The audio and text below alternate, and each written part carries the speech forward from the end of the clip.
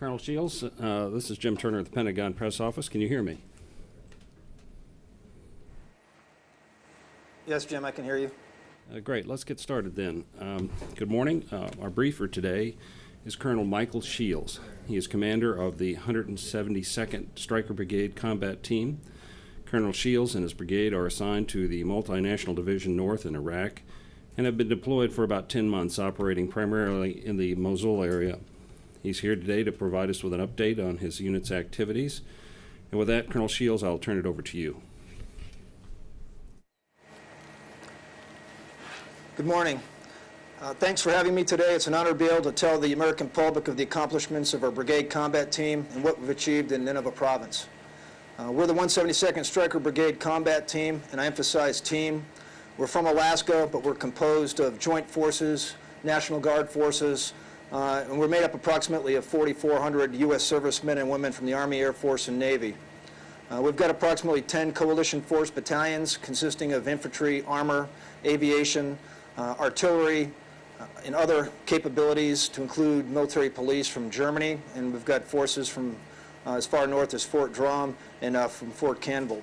We also have the 3rd ASOS from Arlington Air Force Base. Our organization includes 2 division military transition teams that partner and advise from division level through battalion level within the Iraqi Army, Iraqi police transition teams, and Iraqi border police transition teams from division through battalion level.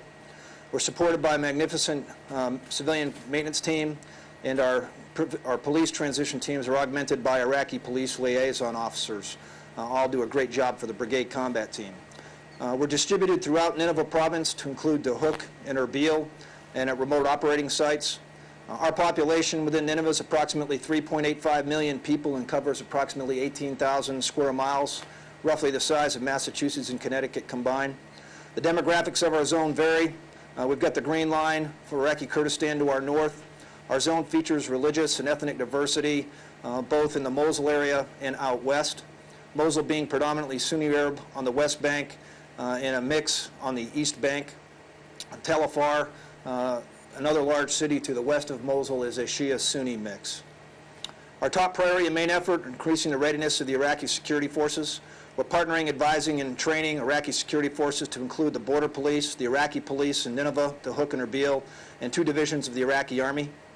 The 172nd Brigade partners with the 2nd Iraqi Army, which is about 11,000 troops commanded by Major General Jamal, and the 3rd Iraqi Army Division, which is about 7,000 troops commanded by Major General Khurshid.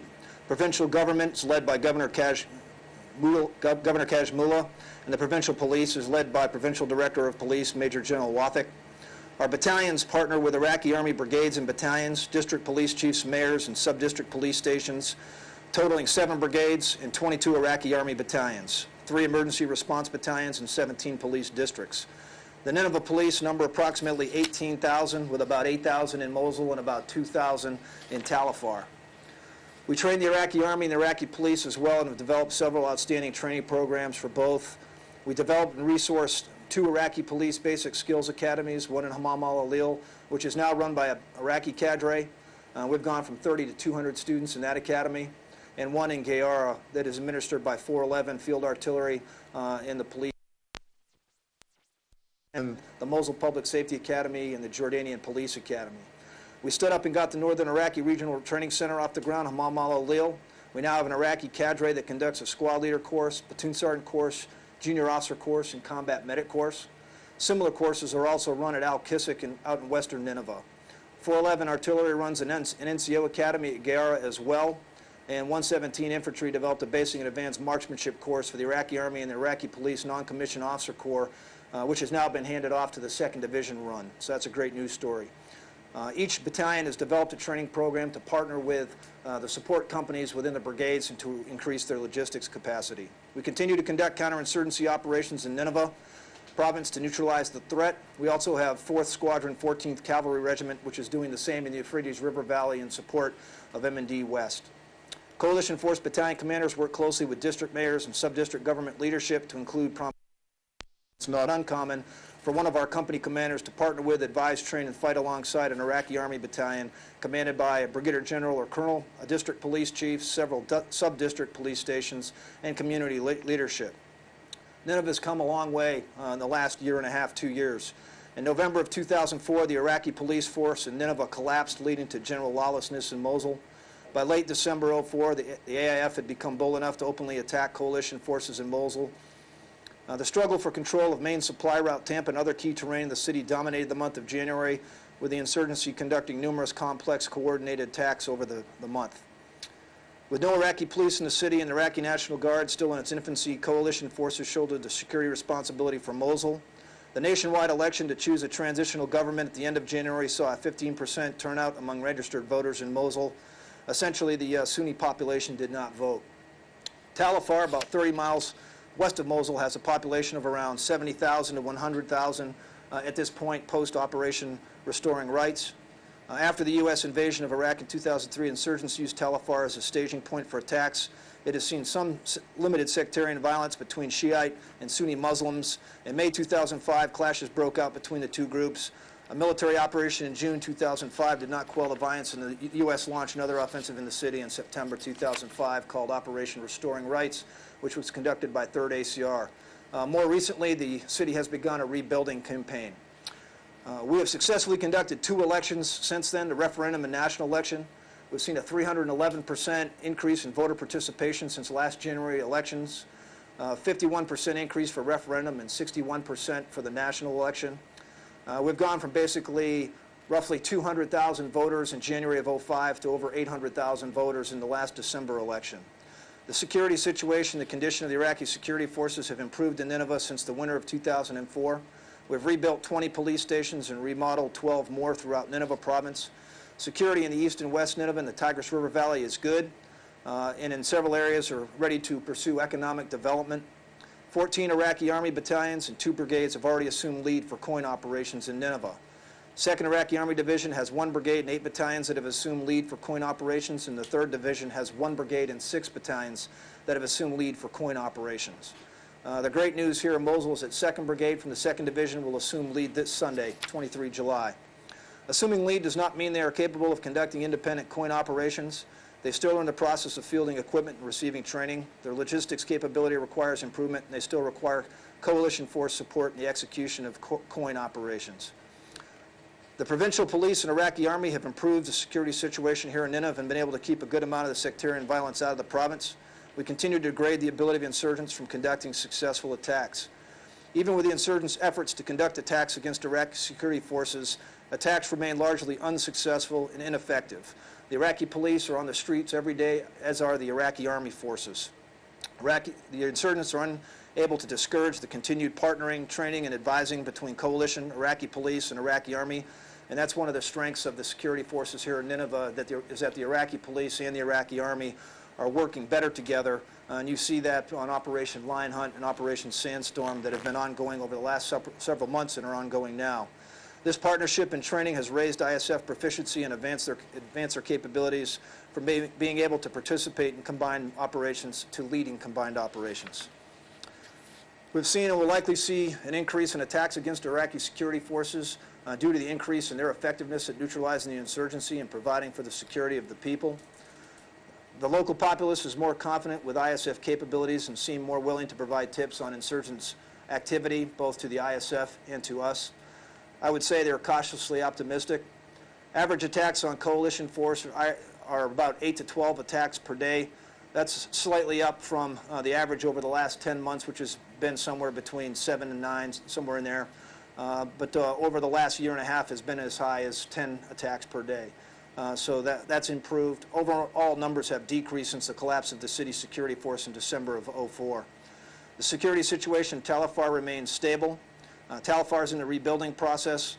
Money for reconstruction has been tied up with ministries in Baghdad, so a little has been done with regards to reconstruction, but there's a lot more work to do there. The rate of AIF successful attacks remains low. Like I said, largely ineffective in intimidating the ISF or swaying local support, but they're attempting to do so and to intimidate the local population. With that, I'll be happy to answer any questions you may have. Okay, let's get into the questions. Bob? Colonel, this is Bob Burns with AP. I realize that decisions about transitioning security responsibility at the provincial level to the Iraqis is made at a higher level than you, but as the commander on the ground for the past 10 months, what's your assessment of when Nineveh province would be ready to be the security responsibility transferred to the Iraqis? This year, next year?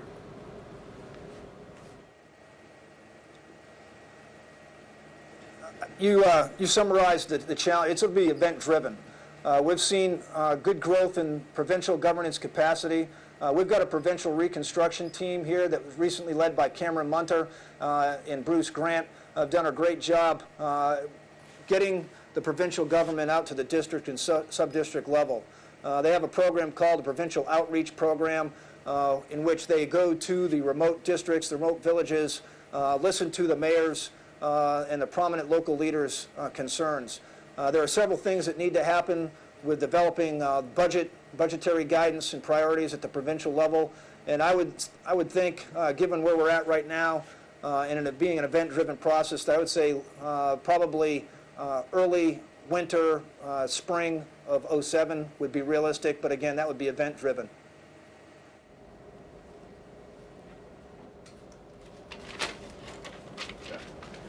Colonel Jeff Shogel, Stars and Stripes. You had mentioned that attacks against coalition forces are up slightly to about 8 to 12 per day. To what do you attribute this increase in attacks? That's a good question. Oftentimes, we will see a spike in enemy activity if a key leader comes to Mosul. Oftentimes, you'll have groups that will try to spike in activity to gain favor and to justify the allocations of funds for them to continue operations. So each time we see a spike, we look at that real closely. The average increase in the number of attacks has not been great. We've gone from 10.3 attacks per day, roughly, back towards the end of '04 to about 7.1 attacks per day, and we're at about 8 now, so it's not a significant spike. We have seen periods, though, of increased activity where it could spike from, let's say, 7 attacks per day to possibly 15 to 19, but sometimes that's tied to a critical event. Somebody comes in town that's a high-level facilitator, and the local leadership is trying to gain favor, or local cells and trying to receive financing. So we've not seen a significant spike to the average number of attacks per day, but sometimes when we do see those increases, it's tied to some event that's going on perhaps in Mosul or an adjacent community. Quick follow-up. You said these things happen when a leader comes to town. Do you know, are you talking about Al-Qaeda in Iraq, local-based Sunnis?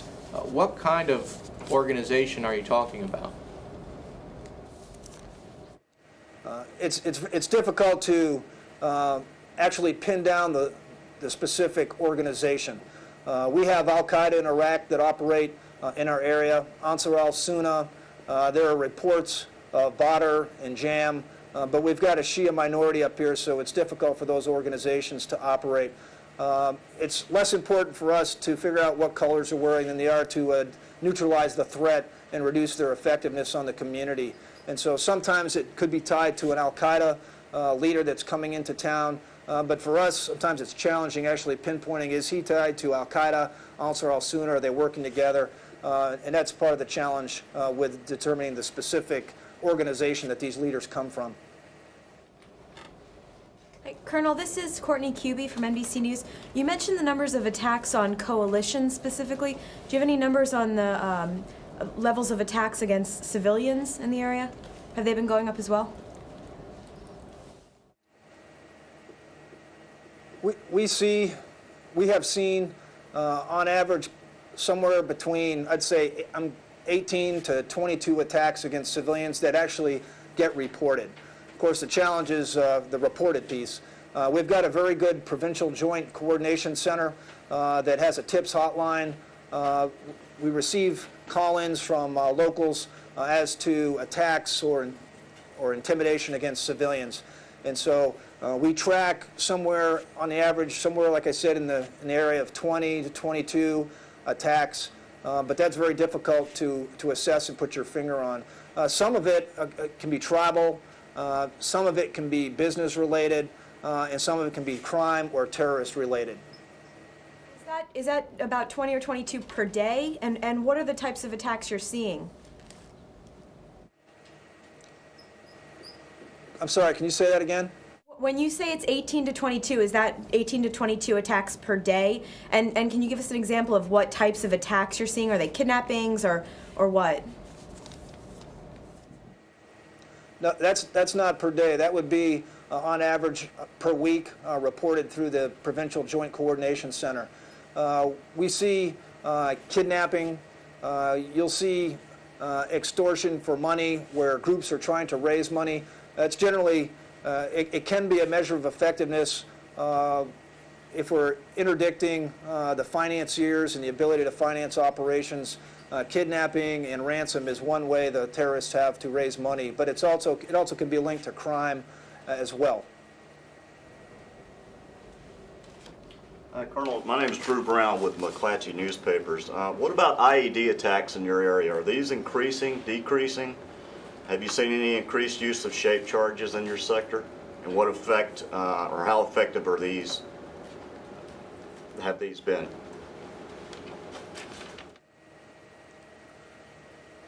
We've seen a slight increase in IEDs in our area, but we've not seen the charges that you've just referenced. We're fortunate that we've got the Stryker combat vehicle, which is very survivable, and we've seen reduced effectiveness of the IED attacks, but a slight increase in the number of IED attacks.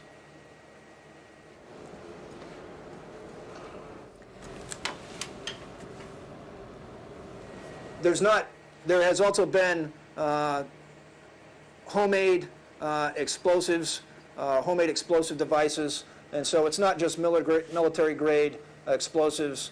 You'll see some homemade IEDs and bombs also make their way out into our zone as well.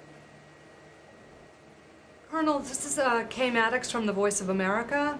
Yesterday, the senior Muslim cleric called for peace and an end to this rising sectarian violence overall to support the government. Can you sort of give us a general picture of how your sector is doing as compared to the rest of Iraq in terms of this increasing sectarian violence? We've been fortunate in that we've not seen that level of sectarian violence in Nineveh province.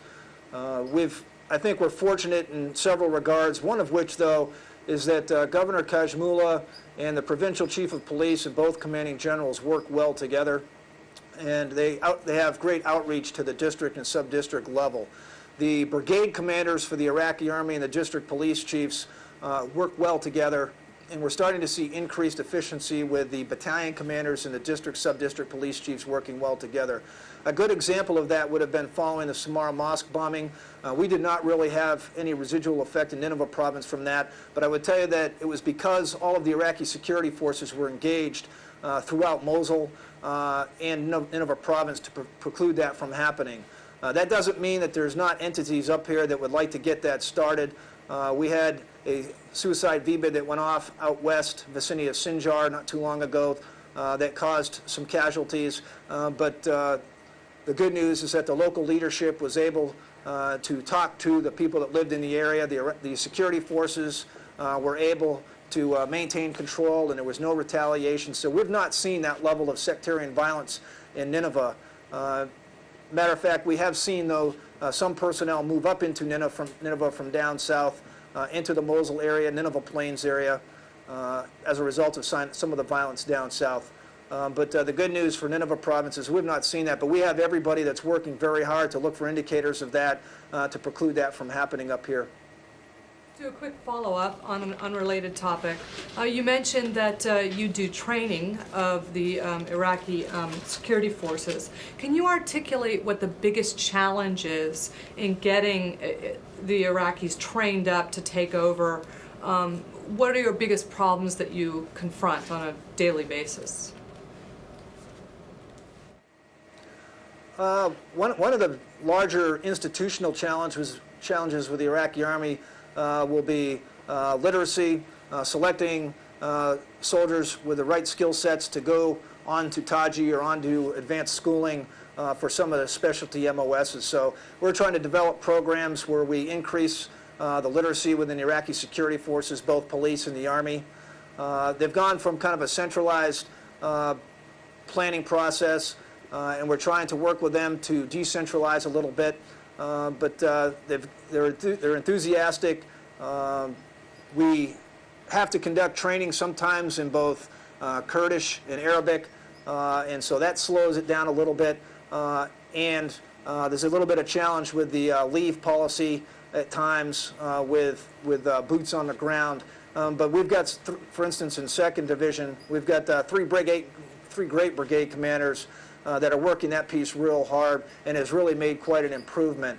But those are some of the things that we're working through. Logistically, they don't have all their equipment yet. And so that's why I said earlier, capable of conducting or taking lead for counterinsurgency operations, but not capable of independent counterinsurgency operations. We still assist them, partner and train with regards to logistics capabilities and providing enablers. Of course, we still fight alongside both the Iraqi police and the Iraqi Army as well. Colonel, I'm Carl Osgood with Executive Intelligence Review.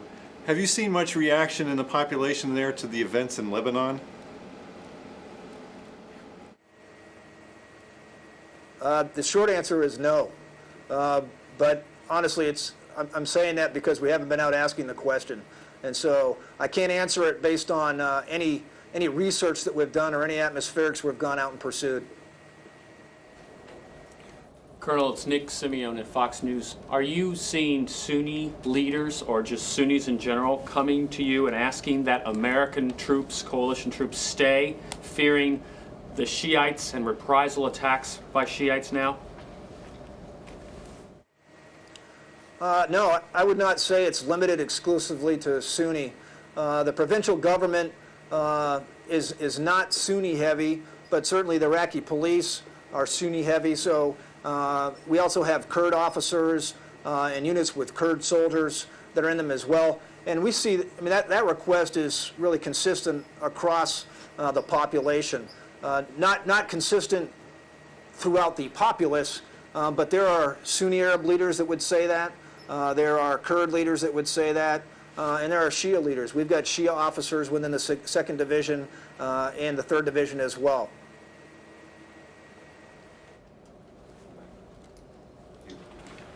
Colonel, this is Drew Brown again. Have you noticed anything about how the enemy is operating in your area? Any shift in tactics, and if so, how?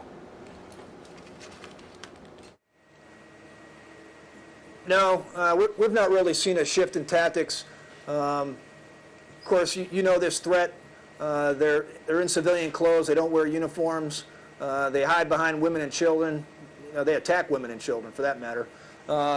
And so I've not seen any shift recently in their tactics. IEDs are probably the most prevalent form of attacking coalition in Iraqi security forces, but they'll attempt to use indirect fire and small arms fire as well.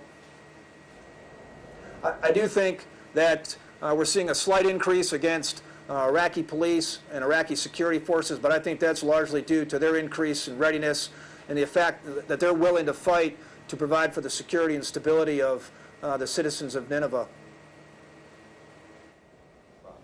Colonel Bob Burns from AP. I was just wondering if during your time there you had come across any old Iraqi chemical munitions. No, we haven't. Colonel Jeff with Stars and Stripes again. You had mentioned the leave rate. Can you give us a ballpark of how many Iraqi soldiers and police are on leave right now in your sector?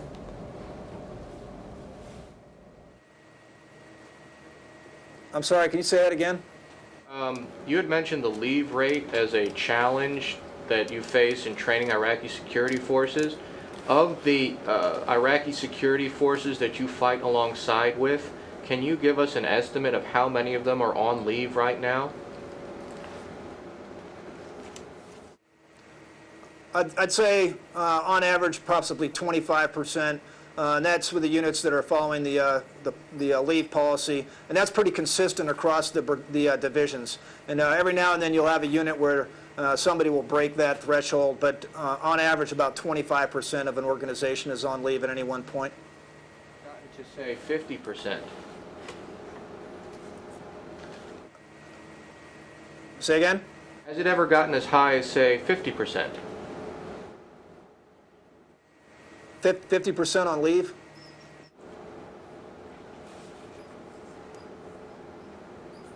I'm sorry, did you say has it been as high as 50% on leave? Yes, let me rephrase the question. We've heard that in some units it's been as high as 50%. Has it ever gotten that high? If not, what's the highest it's gotten to? Oh, I think somewhere, but it's gotten as high as 30 to 50% in some organizations, but a lot of that is past history. Kind of pre-election or post, right after election, we saw a spike in leaves. But with the professionalization of the officer corps, for instance, in 2nd Division, we've recently received 3 new brigade commanders, all of military academy graduates, and several new battalion commanders. We're really not seeing that, and I haven't seen that lately. But if you were to ask me that, maybe around December timeframe, I'd say you could get upwards of 30 to 50% in some units. But across the 3rd Division and the 2nd Division, I would say that we're not seeing that right now. Okay, so I think we have time for one more question. Colonel, this is Drew Brown again. I just want to make sure I understand you correctly. You said that attacks against Iraqi police and security forces are up. Does that mean attacks against your forces are dropping, or are the insurgents attacking the Iraqis more and the Americans less? That's kind of a trend we're starting to see. Again, with regards to the math, it's not great in terms of the delta, but we're seeing a slight decrease in attacks against coalition forces, and certainly with a success rate. And we're seeing a slight increase in attacks against Iraqi police and Iraqi army. And so that would be a true statement. We've seen that over the last month. What do you think this means? Pardon me? What do you think this trend means, or what does it portend?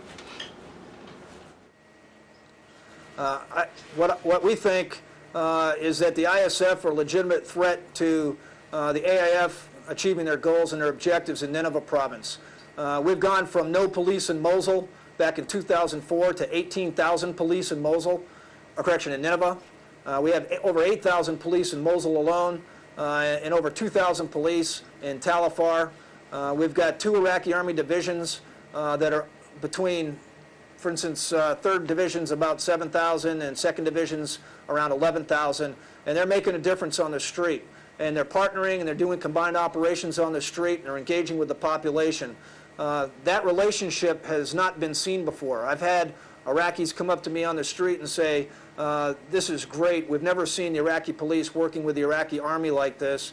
And it is becoming, I think, a legitimate, credible threat to the aims and the objectives of the insurgent forces in Nineveh province. And I think that we're going to see an attempt to continue to attack Iraqi security forces here in the future, and we'll continue to partner with and train them, make them more capable in the counterinsurgency and more lethal. Okay, with that, Colonel Shields, do you have any final thoughts you would like to share with us? I'd just like to say I'm incredibly proud of the team that we've got, and Americans should be proud of the 172nd Stryker Brigade Combat Team. And again, when I say team, I mean the entire team, National Guard, Reserve, Joint Forces, and everybody that's fighting as part of the organization in this counterinsurgency. I've really made a difference in terms of partnering, advising, and raising the readiness and the proficiency of the Iraqi security forces. We do have some economic development that is occurring in some areas, and we're seeing improvements in governance within Nineveh, and that's a positive step. We've got the best equipment money can buy. Our soldiers know it, and it enables and empowers them, and they're incredibly lethal on the street. I would like to say get well quickly to our soldiers that are back in the States conducting rehab, and our thoughts and prayers are with families who have lost loved ones over here. That's all I've got. Thanks. Thank you, Colonel Shields. We hope to see you again here in the Pentagon briefing room soon. Thanks.